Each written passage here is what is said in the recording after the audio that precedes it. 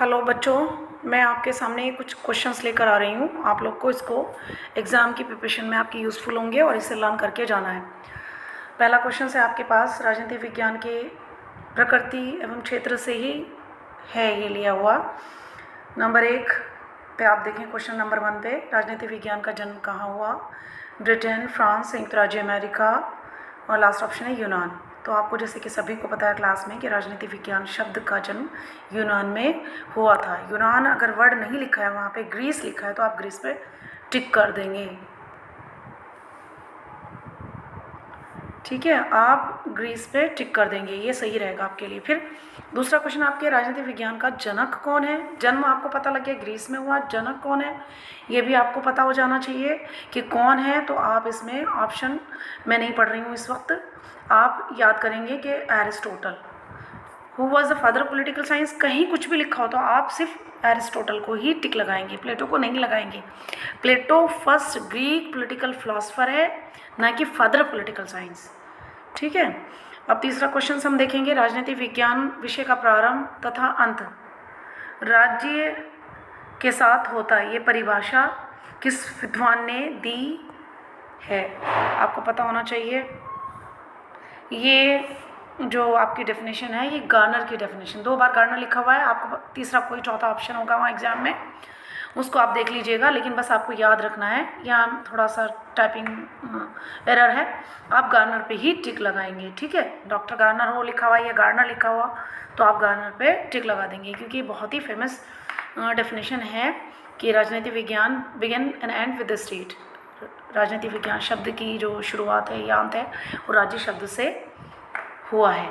राजनीतिक शास्त्र को सर्वोत्तम विज्ञान किस विद्वान ने कहा है? सुप्रीम साइंस किसने कहा है? आपको पता होना चाहिए भी कि फादर ऑफ पॉलिटिकल साइंस आपके जो अरस्तु हैं उन्होंने ही कहा है। तो 5वां क्वेश्चन आपके सामने, ये किसने कहा था ज्ञान की वर्तमान अवस्था में राजनीति को विज्ञान मानना तो दूर रहा, ये कलाओं में भी सबसे पिछड़ी कला है। तो ये आपका बकल की बहुत ही इम्पोर्टेंट डेफिनेशन है, जिन्होंने राजनीति विज्ञान को कलाओं में सबसे पिछड़ी हुई कला कहा है। इसको जैसे भी आप याद करेंगे, याद रख लेंगे कि कला के क्षेत्र में ये सबसे पिछड़ा हुआ कला है, यानी वो फेवर में नहीं था कि राजनीति विज्ञान इज ए साइंस। जब ये दूसरा भी है, ये भी इसके फेवर में नहीं था। जब मैं परीक्षा प्रश्न के शीर्षक राजनीति विज्ञान को देखता हूँ तो प्रश्नों पर नहीं, ये प्रश्न है, प्रश्नों पर नहीं, वर्ण शीर्षक पर अधिक खेद होता है। ये किसने कहा? ये मैटलन की बहुत ही इंपॉर्टेंट डेफिनेशन है, इसे भी आप याद करके जाएंगे एग्जाम में। इन दोनों के आने के चांसेस होते हैं, तीनों में से कोई एक ज़रूर मिलेगी आपको। किसने राजनीति विज्ञान को कला तथा विज्ञान दोनों माना है? तो ये आप लगाएंगे सबसे लास्ट वाला, ट्रिस्ट के, जिसने राजनीति विज्ञान को साइंस की कैटेगरी में भी रखा और विज्ञान की कैटेगरी में भी रखा है, मतलब कला की कैटेगरी में भी रखा है, दोनों में रखा है कि साइंस और कला दोनों है। एक शब्द है आपका पॉलिस।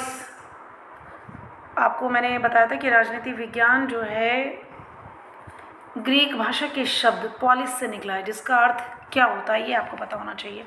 तो पॉलिस का अर्थ है नगर राज्य, सिटी स्टेट, यानी छोटे छोटे से स्मॉल राज्य। तो ग्रीस में जो कंसेप्ट था स्टेट का, वो नगर राज्य का था, सिटी स्टेट का।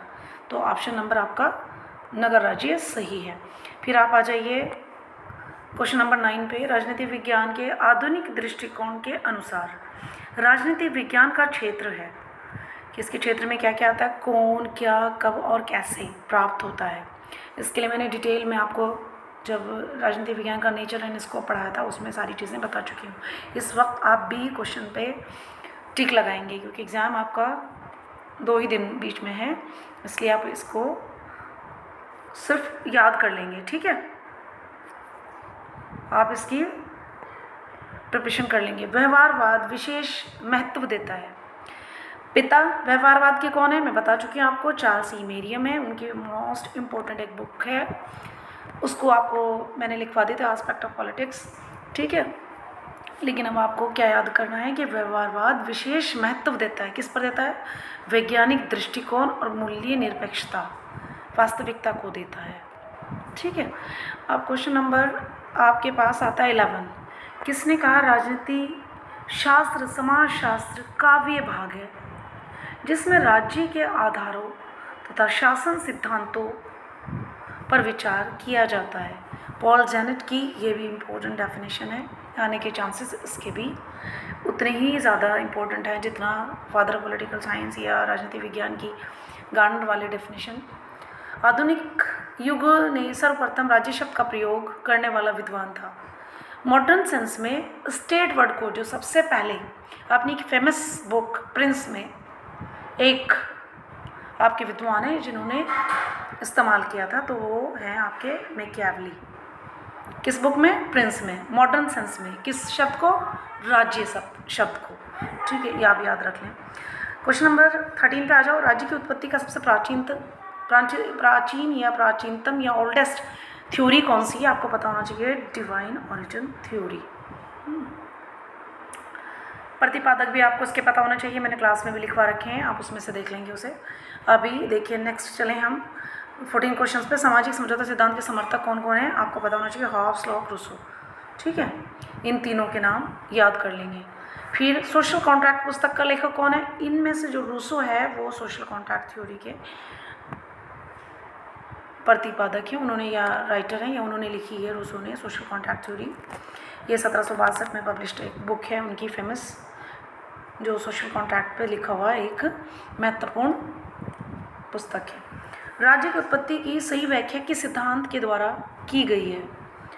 तो राज्य की आपने देखा डिवाइन ओरिजिन थ्योरी, पितृसत्तात्मक theory, force theory, social contract theory, उसमें लेकिन जो मार्क्सवादी सिद्धांत, बहुत सारी थ्योरीज हैं स्टेट की, लेकिन आपको जो मोस्ट इम्पोर्टेंट जो थ्योरी है स्टेट की, जो इसकी अप्रोप्रिएट व्याख्या करता है वो है आपकी ऐतिहासिक या विकासवादी सिद्धांत, हिस्टोरिकल एंड एवोल्यूशनरी थ्योरी।